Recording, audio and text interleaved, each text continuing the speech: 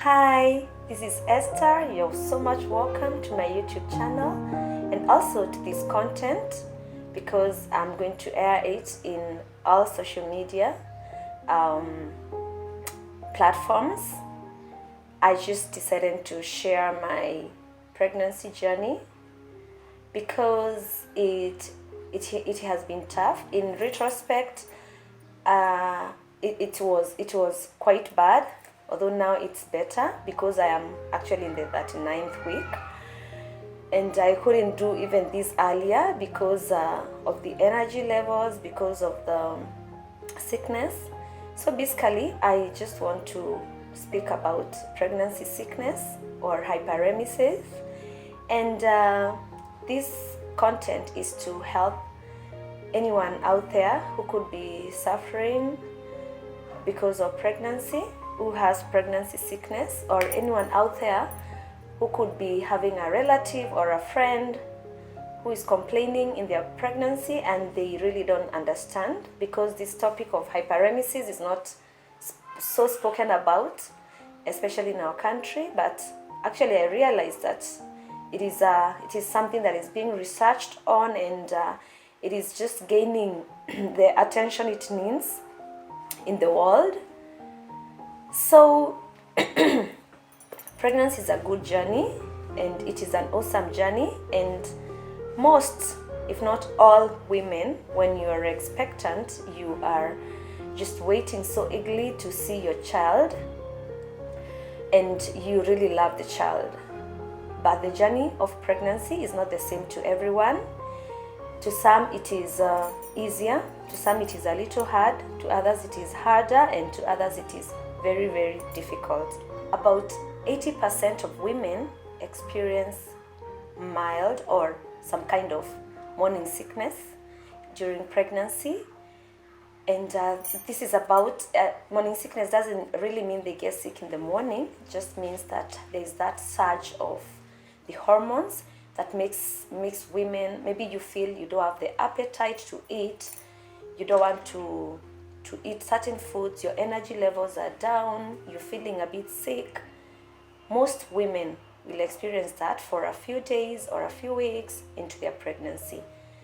But there's also, in that 80% of women, a smaller percentage, like a 10% or so, from the research done, they experience a more intense kind of morning sickness, which goes beyond the mild.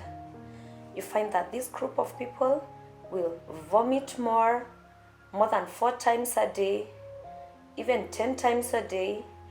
Then, instead of this sickness going away in a week or 2 or a month or 3 months, like it is for everyone, this sickness can prolong in them. It can go for the 3 months or even more, even all the way to giving birth. But the mind here, or the explanation here, is that hyperemesis is the very intense kind of morning sickness that goes beyond the mild, the normal that every other woman experiences. And pregnancy sickness can rob you the joy of the awaited bundle of joy. You find that you love the baby that you're waiting for so much, but the journey is so hectic and the journey is so tough for you, and you don't know how to feel healthy about it. You don't know how to feel joyful about it. I also need to mention that hyperemesis also causes the person suffering from hyperemesis, to lose some body mass, about 10 pounds or more.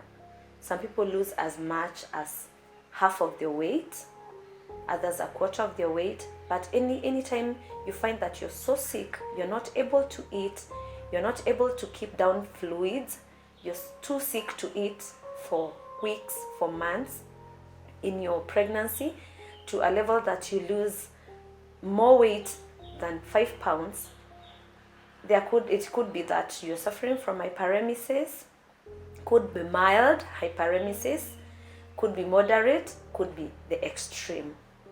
There are some who suffer the extreme hyperemesis to an extent that their organs fail, because they are not able to eat anything, they're not able to retain any vitamins, any nutrients in their bodies, and so they end up having complications of their liver and other parts of the body.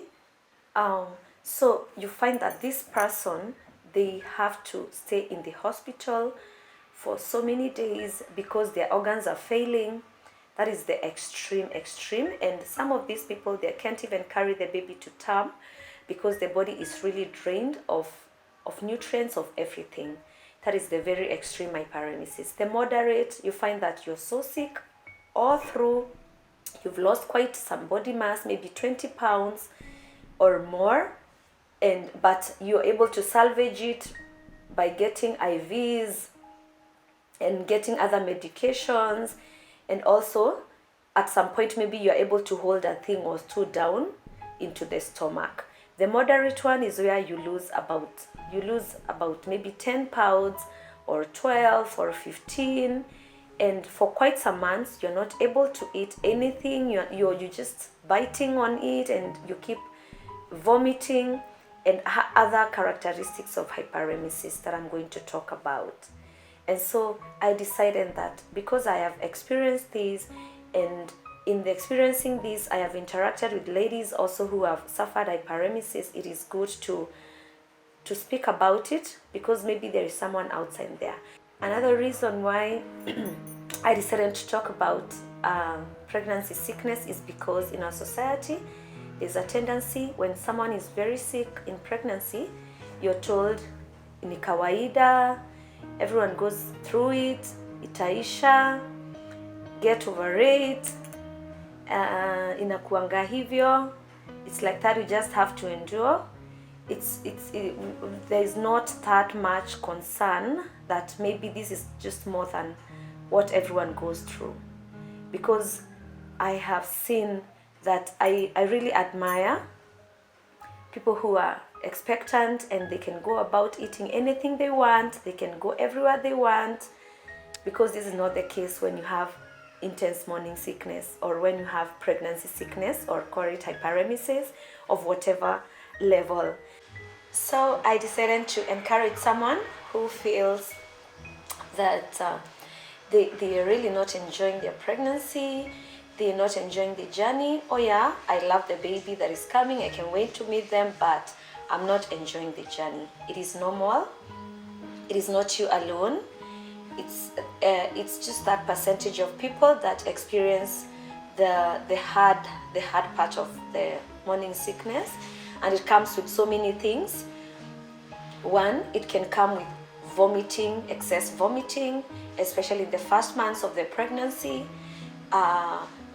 It also presents itself with excess nausea, lack of appetite, really, and not the imagining that I don't want food, but you can just eat it.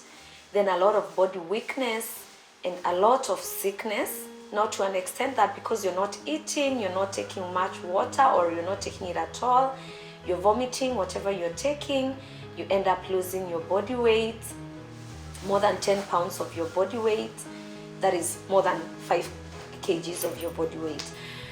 And it also can present itself with excess saliva, which is called ptyalism, where you find you have to spit cups and cups of saliva, and it can go all the way to the 9th month.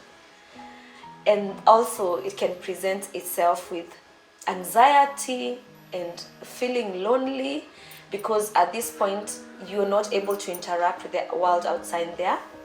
Then excessive aversion to smells, aversion to foods, where you're not able to stand smells. So basically, that is hyperemesis. So if you're going through that in your pregnancy, don't feel alone. You just know that it happens to a percentage of women, either because of their genetic formation, because of their kind of, from what I have read about, it is just a condition that presents itself in someone's body because of how their body reacts to the surge of the pregnancy hormones, and because of how it's genetic. Sometimes if it has happened to your aunties, your parents, your moms, it is likely to happen to you, or just your body is so tough on anything foreign in the body and its interpretation of the same. And now I'm going to tell you my own experience of what I have gone through in my pregnancy journey that made me feel that this is pregnancy sickness, and I have endured it. As I have told you, I'm in my 39th week, and even right now I cannot even be able to stand the smells outside there.